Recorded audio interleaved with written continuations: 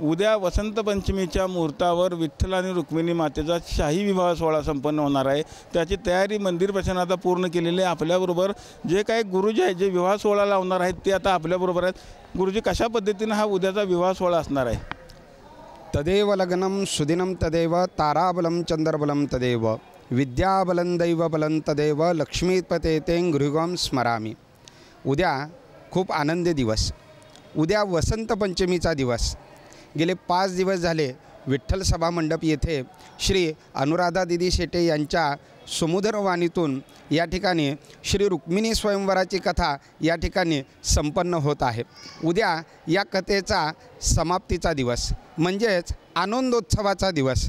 उद्या सकाळी रुक्मिणी मातेला आणि पांडुरंगाला विधिवत पूजा झाल्यानंतर सकाळी 11:15 वाजता महानैवेद्य झाल्यानंतर देवाची आणि रुक्मिणी मातेची पाद्यपूजा केली जाते।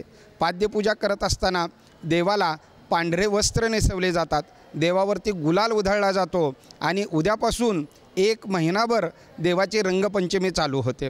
ही रंगपंचमी चालू होत असतानाच इकडे दुसरा एक सुमुहूर्त त्यावेळेस गाठलेला असतो, तो म्हणजे दुपारी 12चा।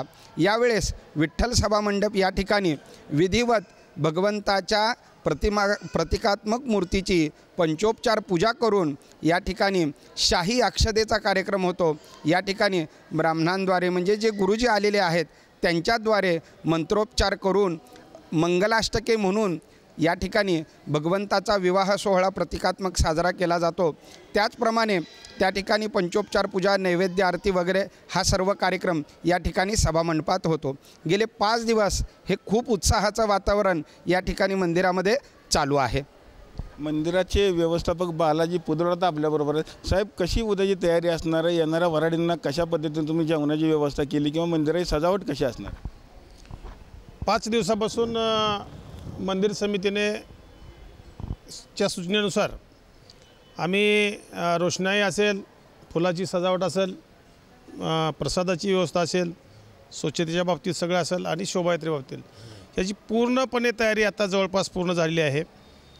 उद्या दुपारी 12 वाजता लग्न लागल्यानंतर देवाचं त्याच्यानंतर भाविकासाठी आम्ही महाप्रसादाची व्यवस्था आमच्या तुकाराम भवन येथे केलेली आहे। भाविकांना माझं विनम्र आव्हान आहे, त्यांनी लग्न लागल्यानंतर जेवल्याशिवाय कोणी प्रसाद घेतल्याशिवाय कोणी जाऊ नये। आणि तदनंतर आम्ही आमची जी शोभायात्रा असते संध्याकाळी 6 वाजता, त्या शोभायात्रेमध्ये महाराष्ट्रातील विविध प्रकारचे वाद्य, विविध प्रकारचे भजन मंडळी, विविध प्रकारचे ढोल ताशे ह्या संपूर्ण याचा संगम म्हणून आम्ही एक शोभायात्रा काढणार आहे। त्या शोभायात्रेमध्ये येऊन आपण सर्व भाविकांना मी विनंती करतो की त्या शोभायात्रेची शोभा वाढवावी। उद्या किती वऱ्हाडी मंडळी येतील असा आपला अंदाज आहे? कुठून कुठून येणार आहेत? आणि आपला जर सभागृह बदला छोटा आहे, या भाविकांना विवाह सोहळा पाहण्याची काय व्यवस्था केलेली आहे आपण? अगदी बरोबर आहे। मागच्या वर्षीचा अभ्यास करून या वर्षी जरा थोडा सूचना आमच्या समितीने आम्हाला दिलेल्या आहेत। गेल्या वर्षी भरपूर एक सभामंडप अपुरा आहे भाविकासाठी, त्याच्यामुळं आम्ही मंदिर परिसराच्या भोवती जवळपास एलईडीची संख्या आता कमी जास्त होईल, एलईडीची व्यवस्था केलेली आहे। आणि आता भाविकांना एलईडीद्वारे सुद्धा आमच्या विवाह सोहळ्याचा जो प्रसंग आतला असेल तो बाहेर दिसणार आहे। वऱ्हाडी मंडळाने जेवणाची व्यवस्था केली, त्यामध्ये खास मेनू किती असणार आहे? कसं पंचपक्वान्नाचं जेवण असणार आहे? जसं आपण आपल्या घरच्या लग्नामध्ये जास्तीत जास्त जसं आपण करतो त्या पद्धतीने व्यवस्था केली आहे। जवळपास 11 मेनू असतील त्या जेवणामध्ये, ते आपल्याला उद्या आस्वाद घेतल्यानंतर कळेल। काय भाविकांना काय आव्हान करताल उद्याच्या? मी उद्याच्या सगळ्या भाविकांना असं आवाहन करतो की त्यांनी जास्तीत जास्त विवाह सोहळ्यासाठी उपस्थित राहावं, शांततेत विवाह सोहळा जसा पार पाडता येईल तसा पार पाडावा आणि महाप्रसादाचा लाभ घेऊन शोभायात्रेमध्ये येऊन शोभा वाढवावी ही विनंती करतो। विठ्ठल रुक्मिणीचा जो पोशाख आहे तो कशा पद्धतीचा उद्या असणार आणि कुठल्या भाविकांनी तो पोशाख दिलेला आहे? उद्यापासून वसंत पंचमीपासून ते रंगपंचमीपर्यंत देवा रुक्मिणीकडे आणि पांडुरंगाकडे शुभ्र पांढऱ्या रंगाचा पोशाख असतो आणि दररोज त्या पोशाखावर गुलाल टाकला जातो। तो उद्या पोशाख बेंगलोरच्या एका भाविकांनी दिलेला आहे, तो त्यांचा परिधान करतात। तो पोशाख घालून विवाह सोहळा संपन्न होणार आहे। पण बघितलं असेल की उद्या होणाऱ्या विवाह सोहळ्याची संपूर्ण तयारी आता मंदिर प्रशासनाने पूर्ण केलेली आहे। उद्या बरोबर 12 वाजता विठ्ठल आणि रुक्मिणीचा विवाह सोहळा आता संपन्न होणार आहे। विठ्ठल मंदिरातून कॅमेरामन जगदीश डांगे सर, रवी लवेकर, TV9 मराठी।